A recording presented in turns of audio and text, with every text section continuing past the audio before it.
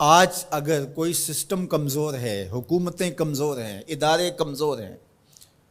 وہ کمی بیشی کرنے والوں کو، زیادتی کرنے والوں کو اپنی گرفت میں نہیں لا سکتے، یا جو اس سے اوپر بیٹھے ہوئے ہیں وہ خود اس جرم میں مبتلا ہیں، اور اس جرم میں مبتلا ہونے کی وجہ سے اپنے نیچے کے لوگوں کو وہ پکڑ نہیں سکتے کیونکہ وہ خود مجرم ہیں۔ تو اگر نظام میں سکم کی وجہ سے کوئی شخص فائدہ حاصل کرتا ہے، اللہ ارشاد فرماتا ہے الا یظن اولئک انہم مبعوثون، وہ یہاں تو لوگوں کو دجل دے بیٹھے، لوگوں کو فریب دے دیا، دھوکہ دے دیا، کسی کی آنکھوں میں مٹی جھونک دی اور کام صحیح نہیں کیا لیکن اچھا بن کے کسی کے سامنے پیش ہو گئی، یہاں تو کر سکتے ہیں، لیکن اللہ تعالیٰ نے ارشاد فرمایا کیا وہ بھول گئے ہیں ایک ایسا دن بھی ہے جس دن وہ اٹھائے جائیں گے، لیوم عظیم، وہ بہت بڑا دن ہوگا، 50,000 سال کے برابر ایک دن ہوگا، خوف وحشت ابدان پہ طاری ہوگی، اور اتنا گرم کہ آج سورج کا رخ الٹا ہے، پھر رخ سیدھا ہو جائے گا، اب سورج بہت بلندی پہ ہے، پھر 1.25 میل کے فاصلے پہ آ جائے گا، اب زمین میں قوت جاذبہ ہے، گرمی کو جذب کرتی ہے،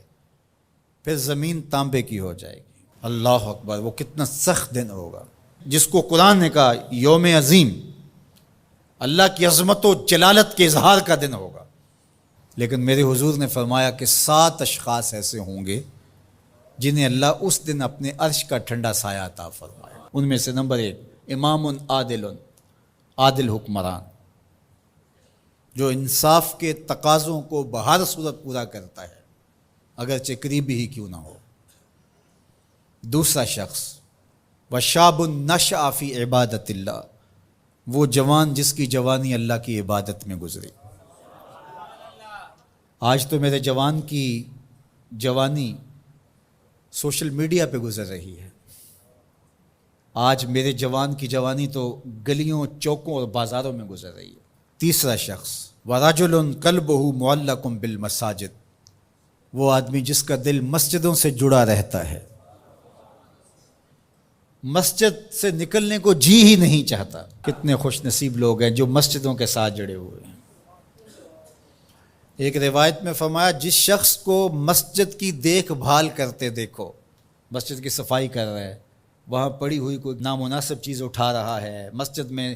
روشنی کا انتظام کر رہا ہے، مسجد میں خوشبو کا انتظام کر رہا ہے، مسجد کے کاموں میں لگا ہوا، اگر کسی شخص کو دیکھو اس کے ایمان کی گواہی دے دو، یہ بندہ مومن ہے، یہ مسلمان بندہ ہے۔ تو فرمایا چوتھا شخص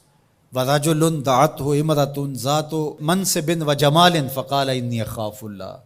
وہ جوان جس کو کسی خاتون نے دعوت گناہ دی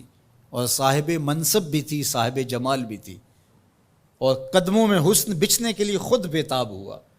اور اس جوان نے آگے سے کیا کہا انی اخاف اللہ، تیری بات کیسے مانوں، رب سے ڈر لگتا ہے۔ تو حضور نے فرمایا قیامت کے دن جب دھوپ کڑک رہی ہوگی اللہ اس کو اپنے عرش کا ٹھنڈا سایہ عطا فرماتا ہے۔ پھر ارشاد فرمایا وَرَجُلَانِ تَحَابَّا فِي اللَّهِ اجْتَمَعَا عَلَيْهِ وَتَفَرَّقَا إِلَيْهِ، وہ 2 آدمی جو اللہ کے لیے پیار کرتے تھے، جب آپس میں ملے تو اللہ کے لیے، اور آپس میں اگر ان کی دوری ہوئی تو وہ بھی اللہ کے لیے۔ رضائے الہی ان کا مقصود تھا، ان کی دوستی کا سبب اللہ کی رضا تھا۔ چھٹا شخص ارشاد فرمایا وَرَجُلٌ تَصَدَّقَ بِصَدَقَةٍ فَأَخْفَاهَا حَتَّى لَا تَعْلَمَ شِمَالُهُ مَا تُنْفِقُ يَمِينُهُ، وہ شخص جس نے صدقہ کیا اور اتنے مخفی انداز میں کیا کہ جو دائیں ہاتھ نے صدقہ کیا بائیں کو خبر بھی نہیں ہوئی۔ اللہ اکبر، ہم نے اپنے بزرگوں کا یہ مزاج دیکھا ہے کہ وہ دیتے ہوئے جس کو دے رہے ہیں اس سے بھی آنکھیں نہیں ملا رہے ہوتے کہ اس کو کوئی شرمندگی نہ ہو۔ اور 7واں شخص وَرَجُلٌ ذَكَرَ اللَّهَ خَالِيًا فَفَاضَتْ عَيْنَاهُ، وہ شخص جس نے تنہائی میں بیٹھ کے اللہ کا ذکر کیا، کوئی دیکھنے والا نہیں تھا، اکیلا بیٹھا تھا اور اللہ کا ذکر کر رہا، محبت الہی کی وجہ سے اس کی آنکھوں میں آنسو امڈ آئے۔ تو میرے اور آپ کے آقا و مولا فرماتے ہیں قیامت کے دن جب کوئی سایہ نہیں ہوگا اللہ اسے اپنے عرش کا ٹھنڈا سایہ عطا فرمائے۔ اللہ ہمیں رحمت للعالمین کا صدقہ جہنم کی سختیوں سے نجات عطا کرے اور ایسے اعمال بجا لانے کی توفیق دے جو جنت کے راستے کا سبب بنے اور جہنم سے آزادی کا مجدہ جاں فضا بنے۔